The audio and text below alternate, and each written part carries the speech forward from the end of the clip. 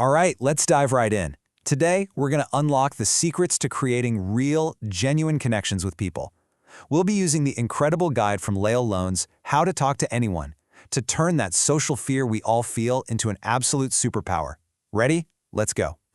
First things first, let's just get this out in the open. Most of us are secretly terrified of talking to new people. And it's not because we don't know how to speak, right? It's because we're scared of being judged or rejected, or maybe worst of all, just completely ignored. It's this silent fear, but trust me, almost everyone feels it. You know that feeling, don't you? You walk into a party or a meeting, and it's like you're a ghost. You're just standing there on the edge of a conversation, desperately wanting to jump in, but your mind is just blank. Then you see that person, the one who's just effortlessly charming, and you think, how do they do that? Why is it so hard for me? And look, the stakes here are so much higher than just a few awkward moments. This fear, it's a silent killer. It's what stops that potential romance before it even starts. It holds you back from that promotion at work, and it keeps your friendships from ever really getting deep.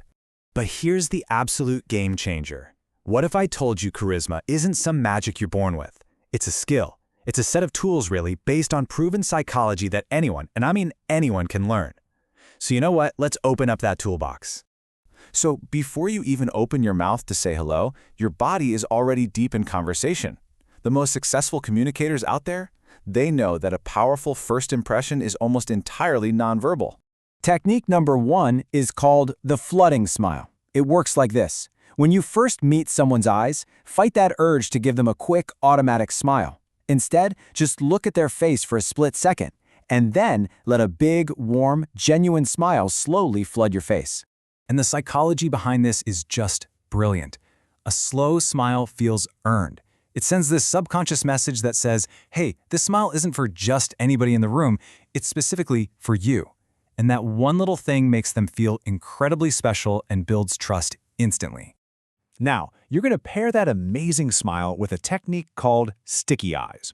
Don't worry, this isn't about staring someone down. It's about keeping soft, gentle eye contact even for a second or two after they finish talking. Almost like you're so interested you just can't look away.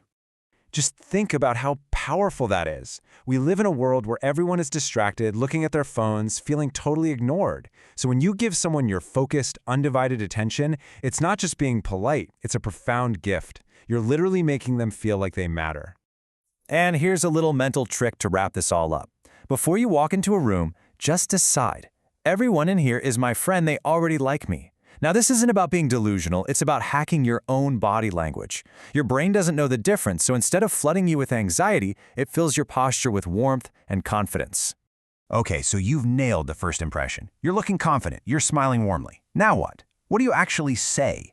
Let's talk about the techniques that get you past that boring small talk and into real, memorable conversations. This right here is probably the single biggest mistake people make. We ask closed questions that lead to a dead end. Was your day good? The answer is yes or no. Conversation over. But if you ask an open-ended question like, what was the most interesting part of your day? Well, now you're inviting them to tell a story. You're opening a door instead of running into a wall. Now, when they start talking, here's what you're going to do.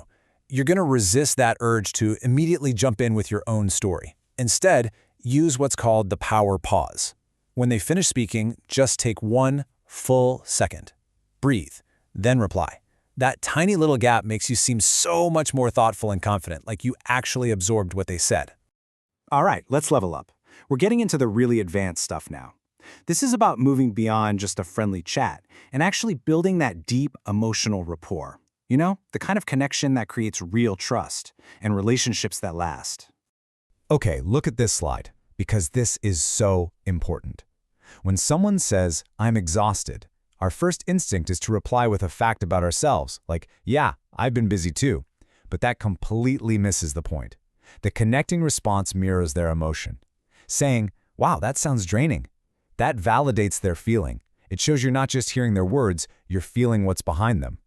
Look, anybody can say, hey, nice shirt, but a soul compliment? That goes way deeper. It praises their character. For example, instead of complimenting their work, you could say, I really admire how calm you are under pressure. That's not something they'll forget. It speaks to their identity, to who they are. These phrases look so simple, don't they? But they are emotional superpowers. Just saying, "I hear you," or "that makes sense," creates this incredible bubble of safety for people to be vulnerable in. They're little signals of patience and understanding, and man, are they rare. And this brings us to what might be the most counterintuitive secret of all: vulnerability. We spend so much time trying to look perfect, right? But nobody actually connects with perfection. They connect with what's real.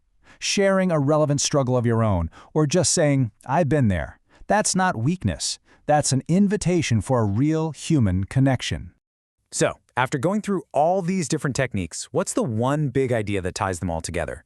What's the core philosophy that takes someone from being just a good talker to someone who's truly unforgettable? It all comes down to this. The ultimate skill isn't about having the wittiest comeback or the most impressive story. It's about presence. It's about your ability to make someone feel like, for those few moments you're talking, they are the absolute center of your universe. That is the real superpower. And this is really what it all boils down to. It's the truth. Years from now, people won't remember the exact words you used, but they will never forget how you made them feel. Heard, valued, understood. That feeling is the legacy you leave in every single conversation. So the only real question left is, now that you have these tools, what are you going to do with them? In the very next conversation you have today, how are you going to make that person feel?